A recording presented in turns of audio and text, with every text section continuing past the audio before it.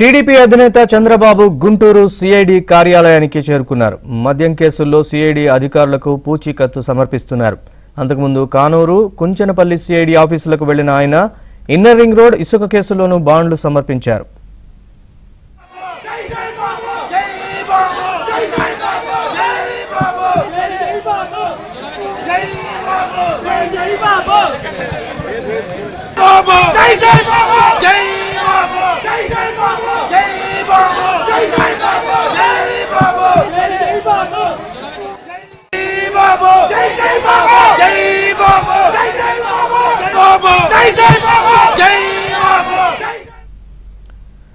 పూచీకత్తు సమర్పించడానికి గుంటూరు సిఐడి కార్యాలయానికి చంద్రబాబు చేరుకున్నారు. ఇదే అంశానికి సంబంధించి మరిన్ని వివరాలను మా ప్రతినిధి సాంబశివరావు లైవ్లో అందిస్తారు. సాంబశివరావు. నరేష్, టీడీపీ అధినేత మాజీ ముఖ్యమంత్రి చంద్రబాబు నాయుడు గుంటూరు సిఐడి ప్రాంతీయ కార్యాలయానికి ఇప్పుడే వచ్చి మద్యం కేసుకు సంబంధించి ముందస్తు బెయిల్ మంజూరు కావడంతో కూడా ఆ కేసుకు సంబంధించి షూరిటీలు జామీన్లు ఇక్కడ సమర్పించి ఇప్పుడే కొద్ది నిమిషాల క్రితమే గుంటూరులోని సిఐడి కార్యాలయం నుంచి కూడా చంద్రబాబు తిరిగి ఉండవల్లిలోని తన నివాసానికి బయలుదేరి వెళ్లారు. కొద్దిసేపటి క్రితం అతను తన న్యాయవాదులతో కలిసి గుంటూరులోని సిఐడి ప్రాంతీయ కార్యాలయానికి వచ్చారు.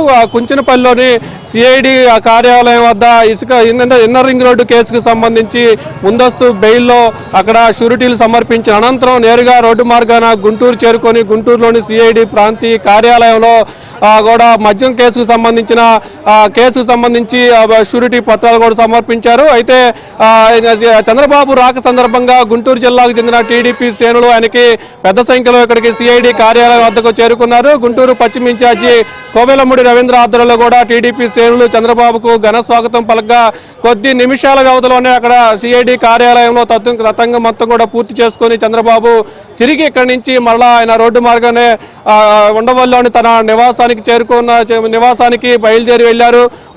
ఉండవల్లి వెళ్ళిన తర్వాత మరికొద్ది సేపట్లోనే ఆయన పవన్ కళ్యాణ్తో భేటీ ఉన్న నేపథ్యంలో కూడా ఉన్న స్థానిక నేతలతో కూడా ఎవరితో కూడా ఆయన మాట్లాడే సమయం కూడా లేకుండా ఇక్కడి నుంచి వెళ్ళిపోయారు. ఇది ముందస్తు బెయిల్ వచ్చిన కేసు కావడంతో కూడా కేసుకు సంబంధించి మీడియాతో కూడా మాట్లాడకూడదనే నిబంధనల నేపథ్యంలో కూడా మీడియాతో కూడా మాట్లాడకుండా కేవలం కార్యకర్తలకు టీడీపీ శ్రేణులకు అభిమానులకు అభివాదం చేసుకుంటూ ఇక్కడి నుంచి వెళ్ళిపోయిన పరిస్థితి అయితే ఉంది.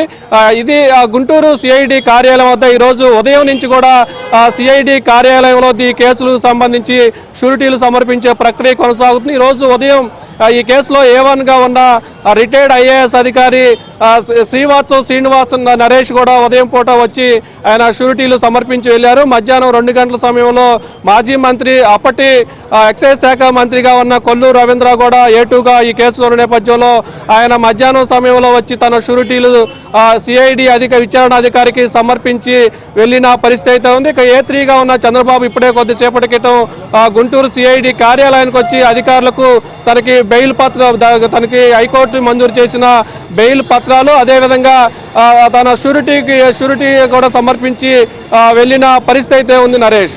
Right Sambasivarao, thanks for the update.